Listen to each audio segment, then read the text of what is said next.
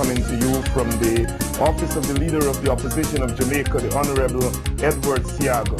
Our conversation with Mr. Seaga today is going to be on a wide range of issues as they affect Jamaica in particular and the Caribbean in general.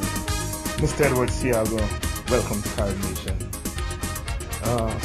You've just celebrated about 40 years of involvement in Jamaican politics and by extension Caribbean politics. Congratulations, it's a pretty long time. For the benefit of viewers who are not au fait with your career, let's go to the beginning. How did it all get started? What fired your wanting to get involved in politics? It wasn't a plan, it wasn't a design. I was trained in sociology and anthropology, and I found myself doing research work by actually living in communities in the rural areas, studying the development of the child and studying our indigenous religious cult groups. And that, of course, opened my eyes to the true nature of that other Jamaica, of this dual society, the problems and what I perceive to be the solutions. And so, in order not to just leave this hanging, I wanted a mechanism by which I could at least apply the solutions and speak about the problems. And so I found myself writing on the issues, came to the attention of the Jamaica Labour Party's leader, Sir Alexander Bustamante, and from there was invited to join the party, which I did, and rose very rapidly on the basis of having that particular and peculiar insight into the problems of rural Jamaica and the inner city urban areas, the blighted areas. And when we won in 1962, I was able to begin by serving as Minister of Development, which gave me the opportunity to apply a wide range of sociological and cultural solutions to problems or to fill needs that arose right after independence. And from there went on to also deal with the economy when I became Minister of Finance in the second 5-year period of that decade. So it was something that I didn't plan. I never studied government, I never studied politics. But here we're not dealing with government and politics, we're dealing with people, which I studied, and which I had the wonderful opportunity of living with people in the folk society of Jamaica and learning about the true Jamaica. Two major political parties contrasting ideologies, the JLP and the PNP. You were invited by Sir Alexander Bustamante. But was there something about the JLP's philosophy that grabbed you? Well, from I was a child growing up, I always favored the JLP because I was particularly attracted to Bustamante and to Bustamante's championing of the poor. I have a basically strong feeling for injustice, and to my mind he was seeking economic justice, and that attracted me. But it didn't attract me in the sense that I wanted to be a part of any political movement. That came later, when I went into the field and lived. When I say live, I don't mean when going in the morning and come out in the evening, I mean live. And had an opportunity to see the injustice at work, the deprivation and the desperation. Mm-hmm. When you speak to most Jamaicans and you ask them about Edward Seaga, the first thing they say is that he dealt with the economy. You were known as the economic wizard. Talk a little bit about your economic philosophy. What is it that guided your economic outlook, your economic programs? Basically, an economy responds to a known system or philosophy or ideology which allows the market to work. The laws of demand and supply. And to the extent that institutions are needed to make the market work, that helps to fill it out. The reward for personal initiative is fundamental to making the market system work. These are all my fundamental beliefs, not in any peculiar sense. There is a very large body of economics that speaks to this. Indeed, that is a body of economics that is popular on a global basis today. But back in the early days, that wasn't necessarily the way to go.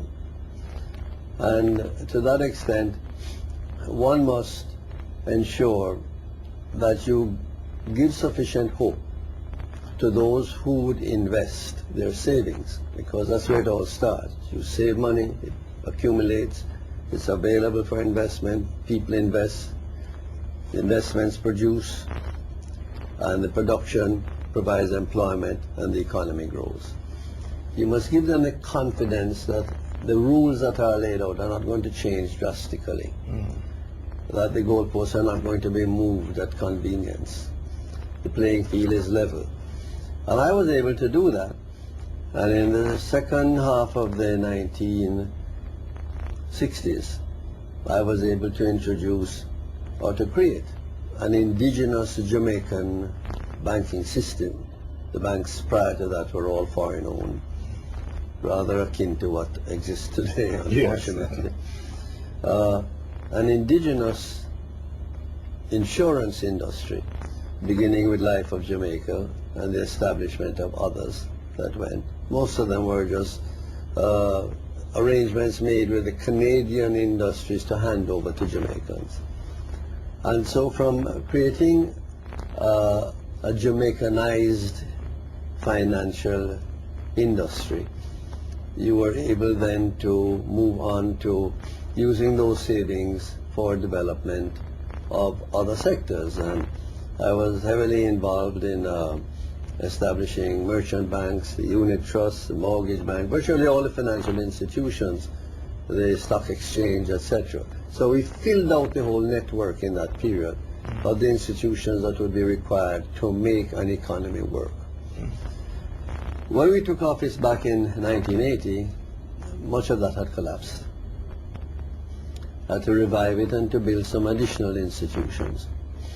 But we also had to do something, because in the 1960s, the economy which we were leading was one in which we were giving protection against imports, which is sort of the first step in the market system.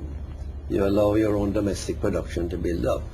The second step would be to gradually remove that protection, because you assume that your domestic production would have built to a point where it was competitive and it would be able to enter the export market. Well, this wasn't done in the 70s, and so in the 80s we virtually had to start again.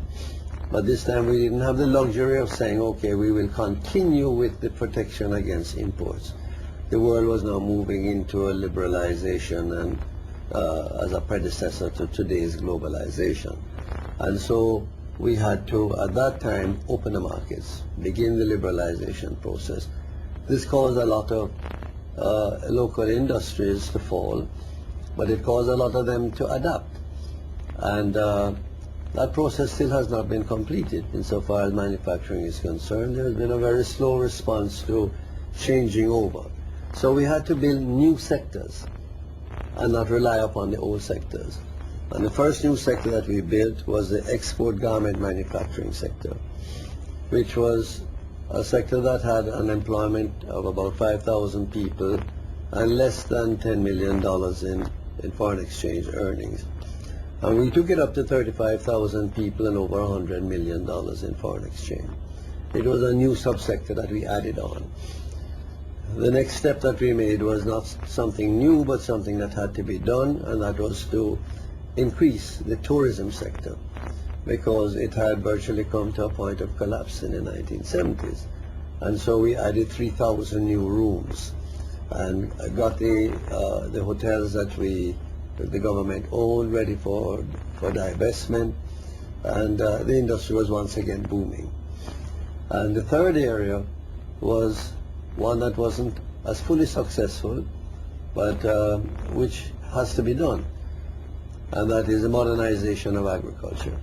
We modernized the banana industry, which again was at a point of collapse after 2 successive hurricanes, but also because production was so low it just didn't make sense as an industry. We had to introduce new technology and modernize it totally. The sugar industry, we started the modernization, which is still going on and which is yet to be completed. So agriculture also had to be reformed.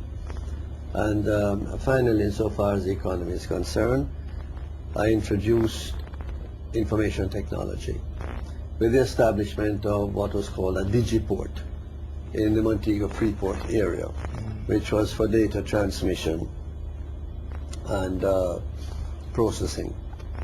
This was to be the first of many such operations which would have dotted the island and created jobs for 30, 40, 50,000 young people.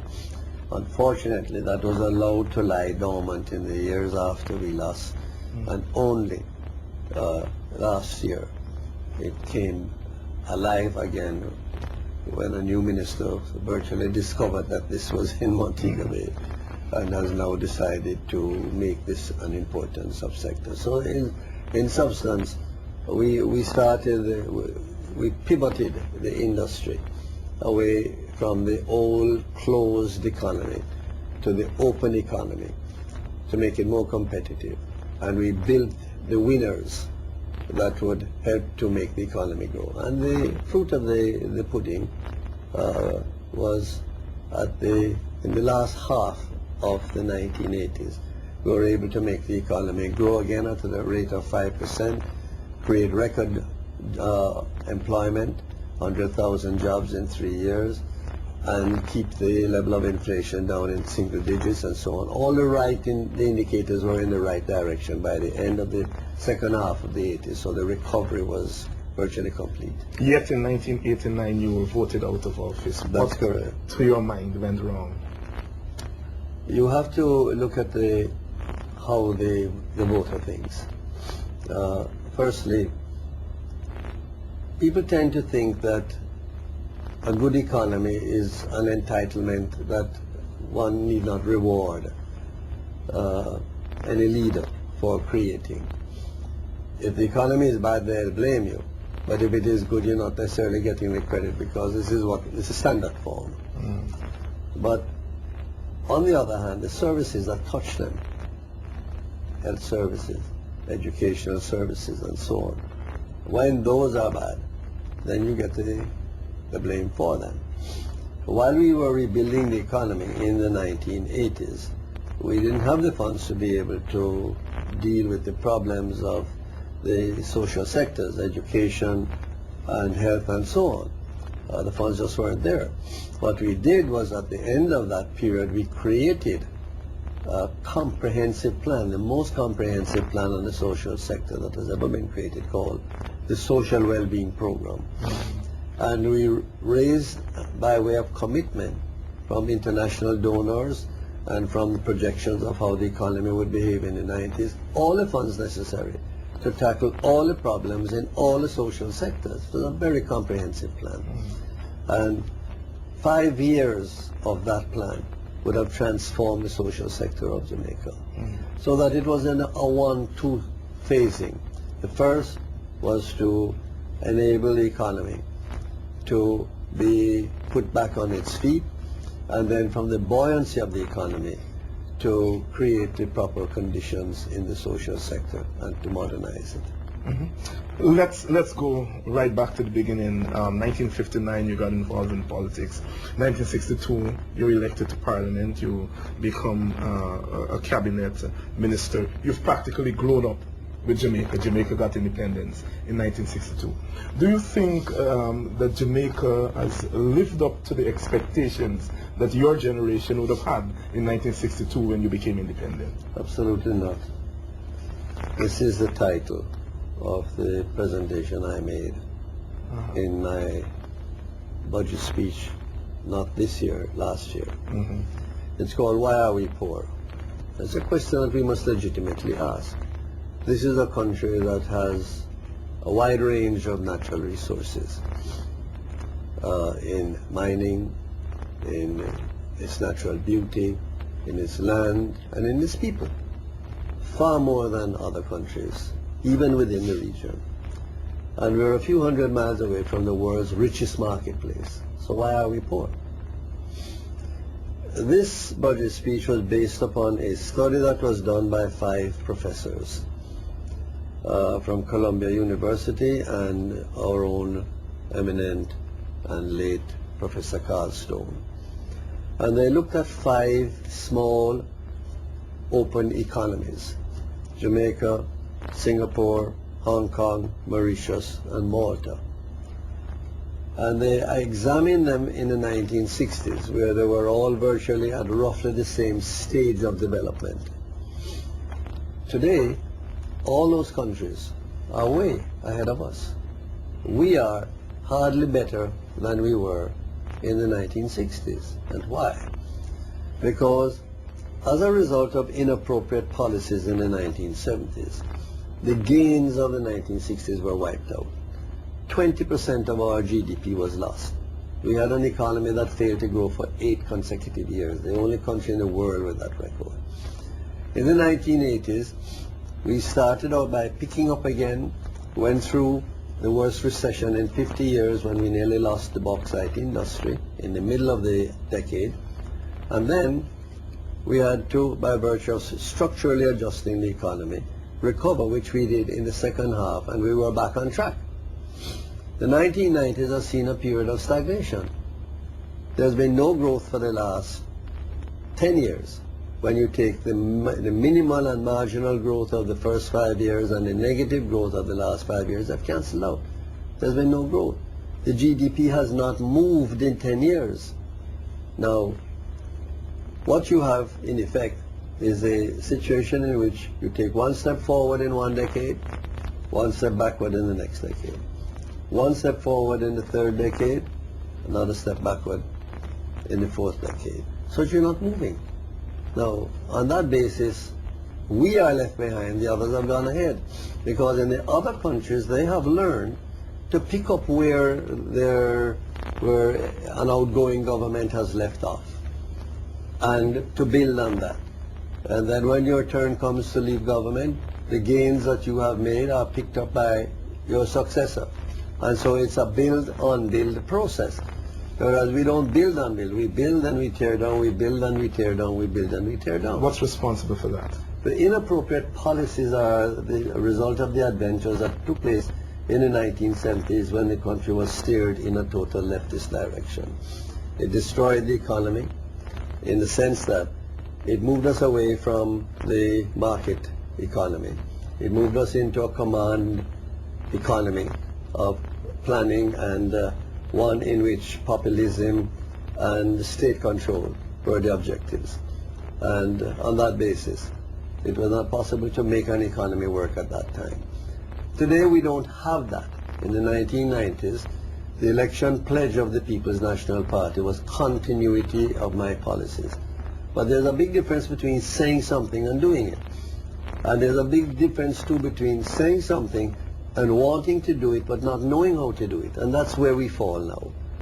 The present government does not any longer believe in the policies of the 1970s. It publicly declared that socialism is dead. But in saying that they are now practicing the policies of a market economy does not mean that they can do it, because you don't learn these things. There's a learning curve. You either naturally have the instincts that go with a market economy, or you have grown up with it, as we did from the 40s, or you spend your time learning. And what has happened here is that we are suffering for the learning curve of this government as to how to make a market economy work. Is there any magic in this market economy? No. There's no magic in it at all. It's the most natural thing to man. All you have to do is make 2 blades of grass grow where there was one before. And that's the most natural thing to man. Man will dedicate a part of his interests and a part of his objectives in life to aiding his fellow man and aiding his community and aiding his state. But basically, man wants to aid himself and those directly around him, his family, and that's the incentive. And the incentive is the basis of the motivation that leads you to want to invest and produce. So you are still convinced that the market economy is the answer to the poverty in Jamaica and the Caribbean? Well, I don't think I have to be convinced. I think the rest of the islands in the Caribbean have already shown the result of that, because they follow the market system. They have been following it, and they haven't fallen prey to the radicalism that we had to experience by way of the adventurism that Michael Manley took us through. And their economies and the strength of their economies show that it works right here in our region, quite apart from Singapore and Malta and Hong Kong and all the others.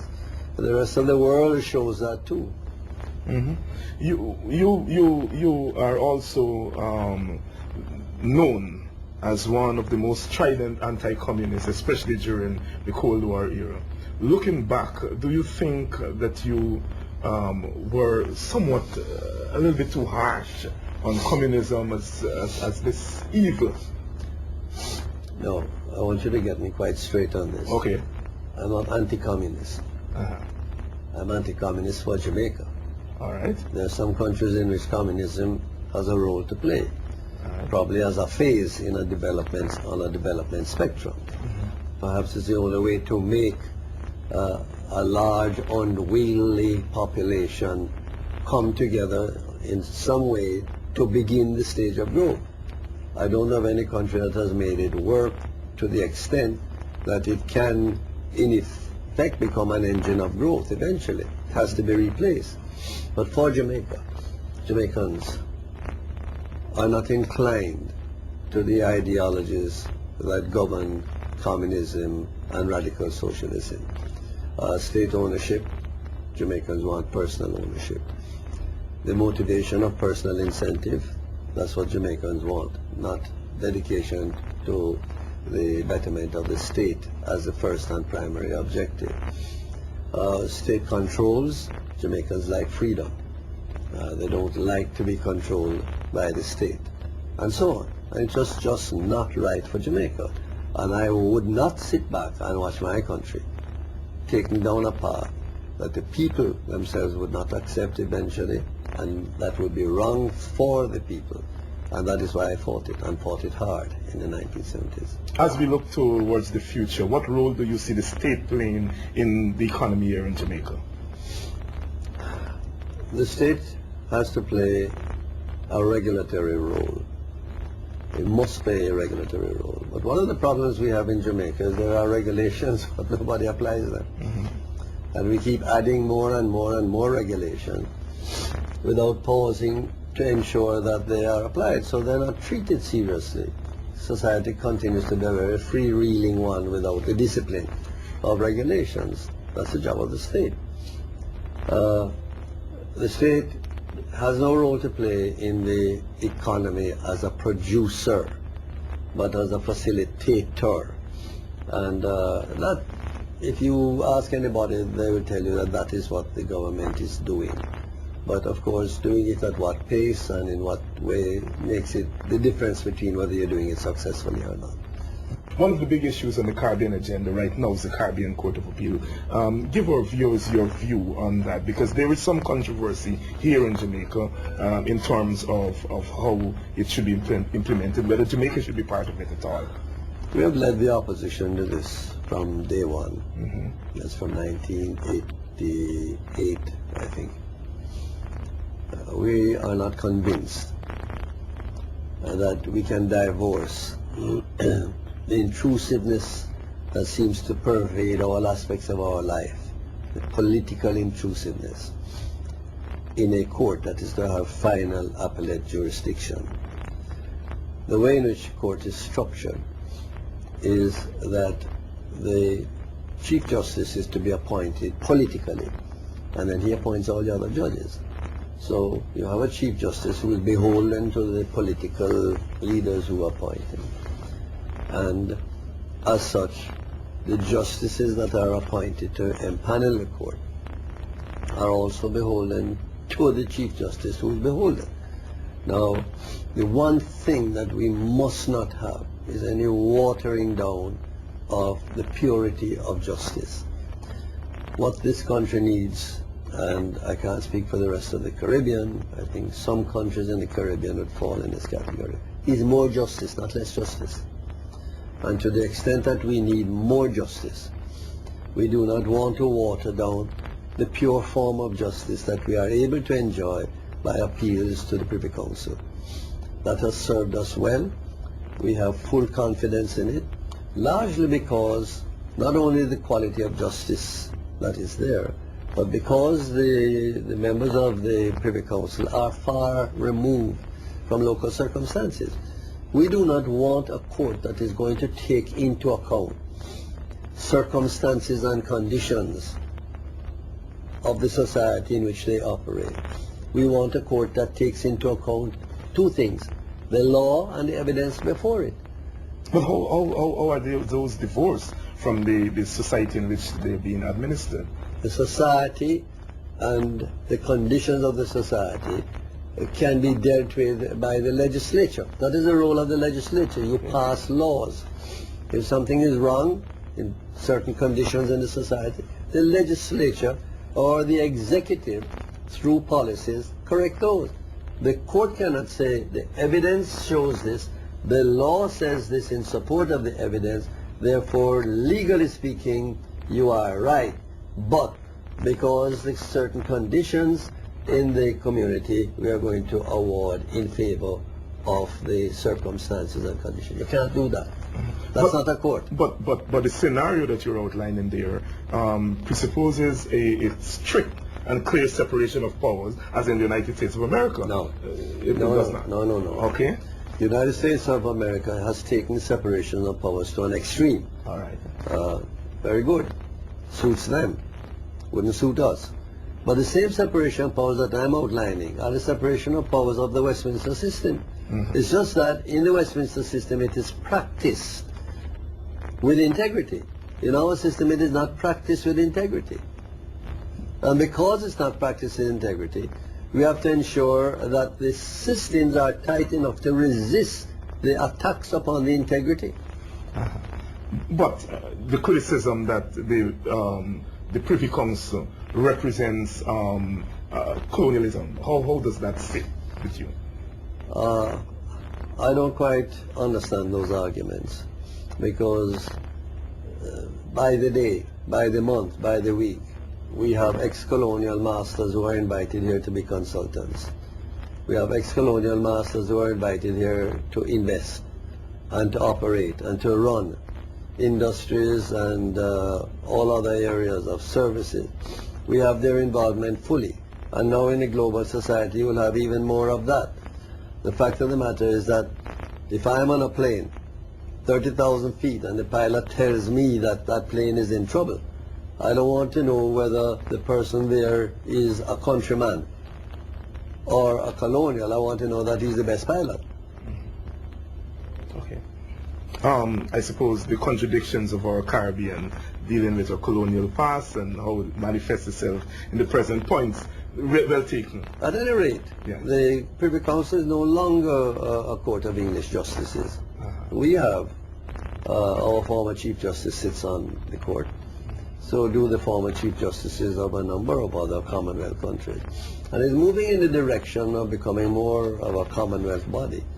That's not necessarily just that of the members of the English House of Lords. Are you satisfied with the pace of Caribbean integration? Well, you see, when you use the word integration, it is a sort of a buzzword. We have always taken the position that we integrate what serves a common purpose and what is beneficial. But we're not going to integrate systems that really have not proven themselves to be beneficial or really do not have the possibility of being beneficial. For instance, we're not going to integrate, we're not in favor of integrating a political system. We took that decision back in 1961. But we have led the integration movement in the establishment of the Caribbean Development Bank.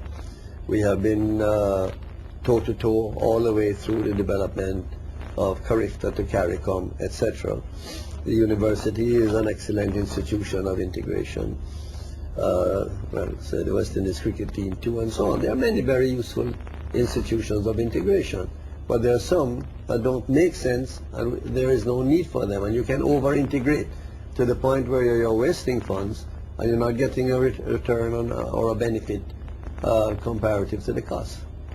There is a case to be made for the whole question of the movement of labor in the Caribbean countries, for example. Are you satisfied that we are moving at the pace that we ought to move in terms of this free transfer of labor process? Well, that's an emotional question, and I can understand the feelings of countries.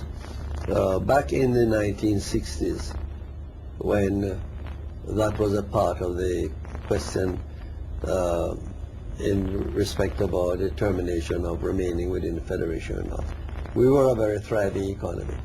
And we feared the intrusion of hosts of people from the other islands taking jobs from Jamaicans. It's the other way around now. And other countries now fear people from Jamaica coming in to take jobs from them, particularly since their currencies are far more valuable than ours because of the way in which our economy has deteriorated. So that's one that's going to take time to adjust to.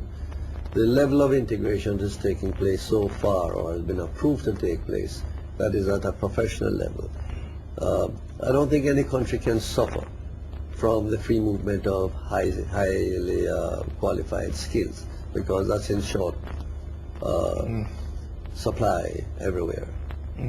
Let's come back to local politics, and in particular party politics.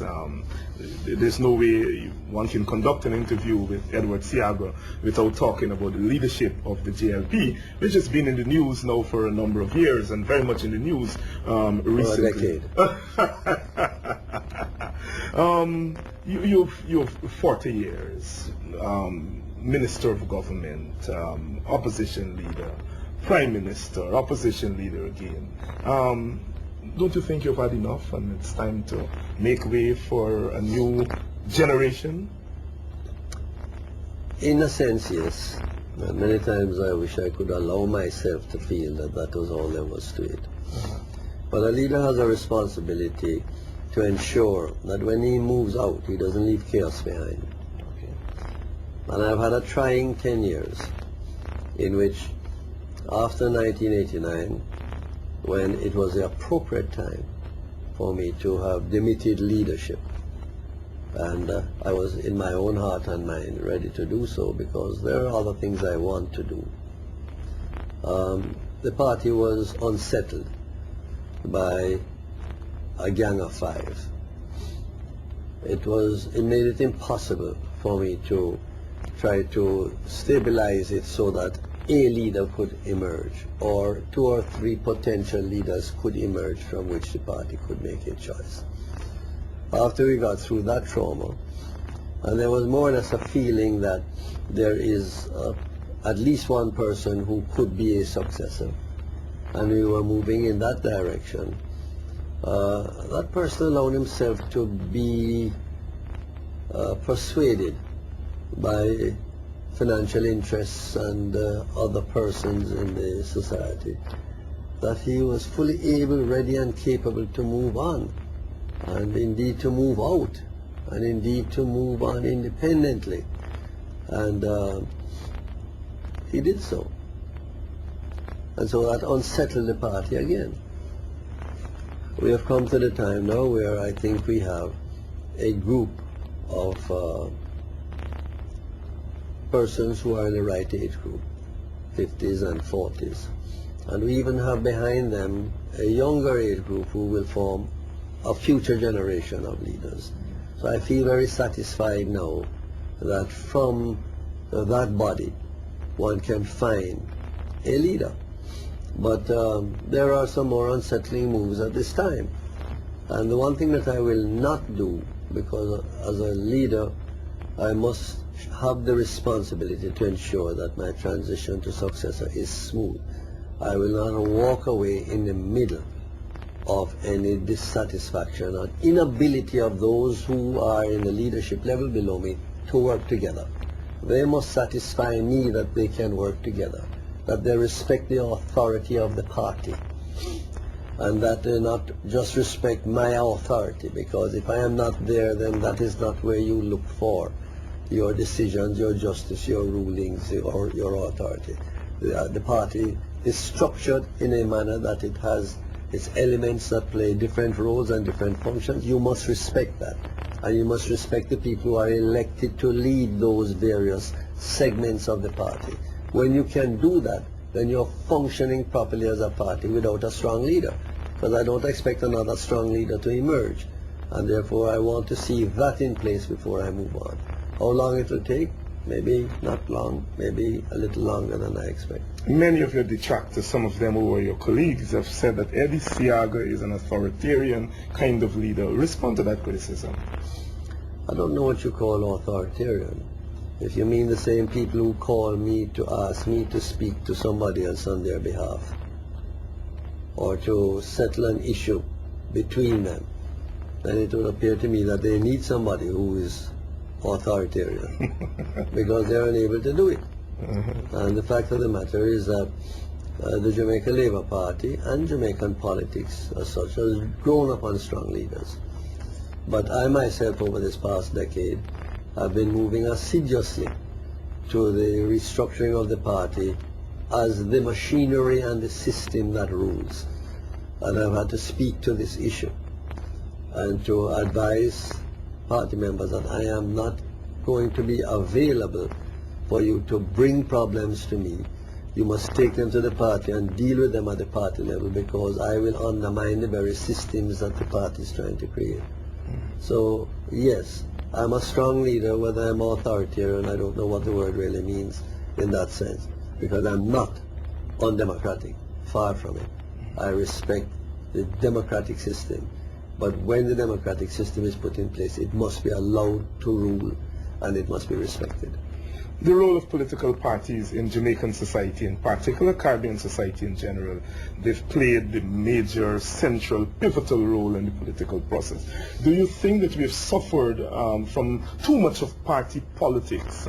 For example, earlier you talked about government goes out of power, the other government comes in, says it will carry on, doesn't carry on, does its own thing. So, as you say, 2 steps forward, 2 steps forward, 1 step forward, 2 steps backward, that kind of thing. Do you think too much of party politics is responsible? You're absolutely right.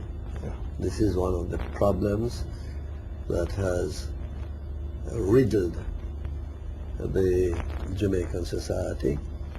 I cannot speak to other Caribbean countries, but there are at least 2 other Caribbean countries that I say have massive resources, great wealth, but politics has been the reason for them being unable to convert those resources into national wealth. And this is true of Jamaica. And I'm saying so not because they are our opponents, but it is far more evident when the People's National Party is in power, because they come out of a background in which political control was the basic objective of the ideology which they followed. And although they have now rejected the ideology, that part of it is still in them ingrained, that political control is the most important thing. You control every lever of command within the economy, not just the politically elected areas, as is the case here. This is one of the reasons why we do not want to have a Caribbean Court of Appeals, another lever of control. And to the extent that you control the country politically, it is felt then you can do anything that you want after that. And that is basically and fundamentally one of the reasons why we keep having inappropriate policies, wrong policies that are not truly in the interests of the country, but which you can get away with once you control the society politically. Let's move fast forward somewhat. Elections are due in a couple of years. Obviously, you've started to put things in place for that. Let's talk a little bit about the JLP's vision for the future. Everyone knows your trademark and so forth, but we are in the process of a new era of global politics, local politics, and economics. What's the JLP's vision? Let's start first of all with economy. This is the subject and the title of this presentation which I made on April 18th for the budget. It says, is there hope? And it questions, is there hope to restore a buoyant economy? Is there hope to revive job creation? Is there hope to curb poverty? Is there hope to overcome ignorance? And is there hope to conquer injustice? Is there hope? I went through all of these in that presentation, and I came to the conclusion that there is only one hope, and that is a massive revolution on the state of our educational system. Again, I refer to the other islands in the Caribbean, who enjoy far better states of far better condition in their systems of education. The results show that. I mean, we have appalling situations where children graduate, 50% of the children graduating from primary school cannot read or write. Only 20% of the population are fluently literate. Fluently literate. Another 30% are functionally literate. Now, a society can be built on that. And the lack of equipment and skills that that society can provide makes it impossible for you to have an economy that can generate the jobs that you require. So, to have an education system with those kind of results, to say nothing of the passes in mathematics and English, which go down to as low in some of our secondary level schools, go down to as low as 9% and 10% of those sitting. To have that kind of system is going to affect poverty, is going to affect crime, because crime breeds on poverty. It's going to affect injustice, because the hardships and the tensions that arise out of poverty and crime create injustice. And I don't mean this in the absolute sense, because there are other things that create injustice too. But the base of the entire revival of the Jamaican economy, or putting it another way, as we enter 21st century, we should be looking at a new century and a new millennium that is full of hope. Instead of that, we are carrying the baggage of the last century, the last decade or decades, the last millennium into this one. We're carrying the ignorance, we're carrying the injustice, we're carrying the poverty, we are carrying the lack of economic buoyancy, etc. We should have had those behind us, and would have, had it not been for this decade of growth, followed by a decade of negative growth, and so on, in which we have stood still for 40 years. To the extent that we are now in a new century, we now have to make a determined effort to get rid of it. And the proposal that I put here is that we must raise the level of expenditure in education to the level that is spent by other countries. It's about 18% of the... No, it's 10%. Okay. 10%. But that contradicts the government who says it's 18%. No, there's no such thing as an 18%. They had 1 year, they had 15%. 1 year. Okay. Right now, it is back at 10%. And to that extent, we must get it up to 15%, which is the level that we want to be able to provide the funding to have an education revolution. What is that revolution going to do? The revolution is going to ensure that all children leaving primary school, here are your figures, 11%, followed by 15, followed by 13.7, followed by 10.8, followed by 10.8 in this year. It is going to ensure that all children leaving school are literate, not just functionally literate, but in a fluid sense.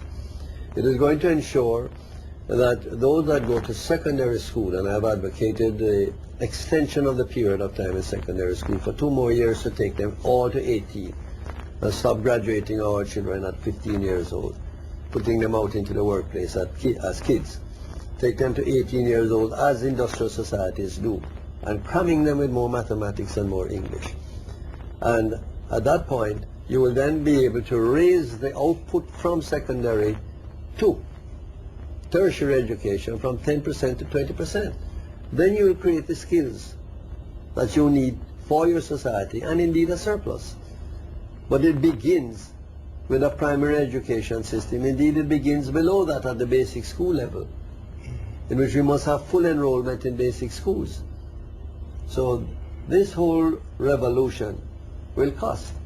And I recommended floating of a bond, interest-free, tax-free bond, which I know will be subscribed to by the pension funds and so on, for the purpose of financing it. But unless we're serious about an education revolution, then the answer to this question, is there hope, is there is no hope. I have not had an opportunity to look at that. That's yours. Thank you very much. That's yours. Thank you very much. But let me ask you a question in relation to this, and that has to do with teacher training and teacher preparedness, which is a crucial aspect of the education All part process. of the expansion that we talk about there. Okay, let's talk a little bit about another big issue here in Jamaica, and that's the question of crime and violence. It seems never to go away. Some people feel that the media and the other elements, non-Jamaican elements, blow it out of proportion. Is this true, or is it a real problem here? Well, it has to be a problem. The level of murders that we have, which approach between 800 and 1,000 each year, is not something that you can accuse the media of blowing out of proportion, because that is out of proportion. That has ranked us the number 1 or number 2 in the world insofar as murder committed per 1,000 of population. So it is out of proportion. There's no question about that. I was hoping to have shown you a graph which would have in another sense depicted pictorially why that is so. I can only give you half of the graph because I wasn't able to find it at this short notice. This is how the economy has run since the 60s. Up, down in the 70s, up, down in the 90s. The graph that I would have shown you would have also showed you crime doing this, going down as the economy went up, and then going up as the economy went down, and so on. Beautiful. It's almost as if you just did a design. But that is the truth. The United States today is enjoying a wonderful reduction in crime levels, insofar as the statistics show, because this economy is booming. It doesn't need any magic to understand that. And what we are suffering from is a stagnant economy, a deteriorating economy, an economy that is in shambles. And therefore, crime has escalated correspondingly. I'm not saying that if you correct the economy, you get rid of crime. No, but you reduce it. No question about that. A lot of people have said that the crime in the Jamaican society is somewhat linked to the kind of tribal politics. There is a name that they give to it, garrison politics. Do you agree with that kind of assumption? Old story. That has passed away over the last 10 years. Passed away. In my own constituency, where we were in one of the most difficult positions, the last report issued by the Police High Command on crime in various regions in the country showed the West Kingston area to have the lowest crime rate of all. And that is because we have had peace politically among the various political factions. It was engineered by myself and my opponent a number of years ago. And since then, people walk anywhere they want, they trade, the society is quite open, play games, have cultural interchanges, and so on. That's not the reasons for crime. Crime is now a matter of desperation. It's a matter of, on the side of the police, overreaction and injustice by extra judicial killings and that sort of thing. What is it that makes Edward Seaga tick politically? I don't think I have any big reason. I'm one of those who tick for the little reasons. But I get a great satisfaction out of building, creating, developing. It is said that I have had more institutions built than any other politician in the Caribbean, and I get my joy out of that, creating the institutions that are set out in this book in various pages, nearly 100 in total. Mm-hmm. But not the institution for the institution's sake, because what is that? It is the institution for what it can do for people. Basically, although I have my reputation based on finance, I'm not too overwhelmed by financial achievements. What I'm overwhelmed by and moved by is what you can do with the money and the social institutions that you can create.